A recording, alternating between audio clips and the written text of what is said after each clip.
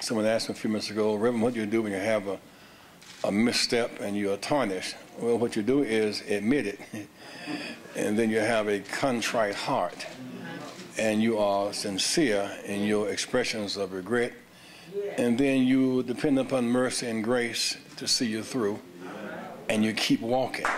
That's how you do that.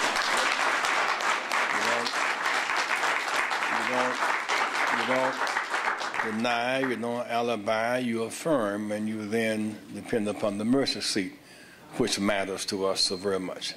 I want to go beyond that because the context of this unfortunate conversation was using locker room talk, which has no place in public parlance, and that's embarrassing.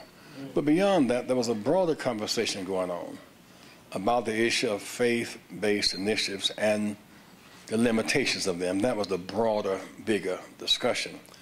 We must have a remedy that corresponds to the size of the problem. And today, while personal responsibility is a great ideal, and we should all have it, we should all be responsible personally. And while faith-based is significant, we must also have government-based and private sector-based to rebuild our economy. If churches, if faith-based is daycare centers and a feeding program, an after-school program, that's a good thing. But the parents are facing home foreclosure because banks were allowed to operate without transparency. And fair lending laws are not enforced. That is a bigger issue for the government to deal with. After all, these banks were allowed to go unregulated if, in effect, they tried to privatize Social Security. They were without transparency. And many of these foreclosures came because of the unenforced fair lending laws 40 years after the Open Housing Act of 1968. You look at the broader pattern, we find that those who once did redlining, did reverse redlining and start targeting and steering so that if blacks or browns made $120,000, they were 5 times more likely to get a subprime than a white who made the same amount. We found many blacks or browns who made $100,000 got subprime loans, whites who made $50,000 got prime loans.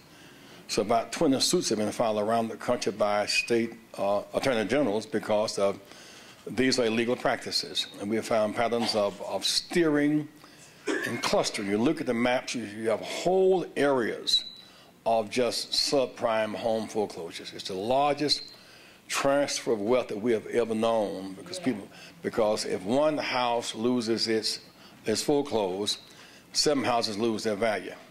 So that in Prince George's County, for example, you have 15,000 clustered foreclosures at a cost of $3 billion in lost home equity, which is in fact more than the budget of the county of Prince George's. And so the bigger picture for us is we need faith-based, but we also need government-based. With bridges falling in Minneapolis and levees collapsing in New Orleans, both ends of the Mississippi River, we need more than faith. We need investment in the infrastructure. Our roads and bridges and sewers are collapsing. There's a rain in Illinois and Missouri and Iowa. The Mississippi River overruns and the whole towns are on the water. It means because the infrastructure is inadequate for today's growing population. And so it's a part of a larger conversation. And that conversation is significant because while we now have a who, we must now have a what.